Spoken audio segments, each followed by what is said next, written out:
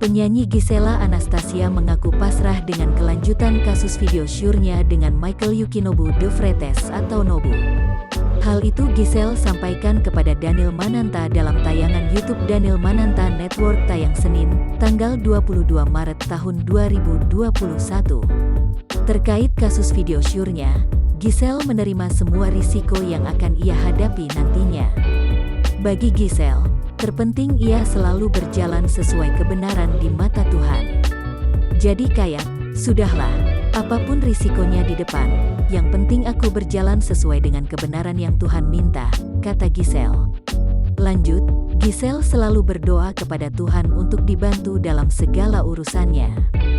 Bahkan, Giselle mengaku selalu meminta bantuan pada Tuhan setiap hari.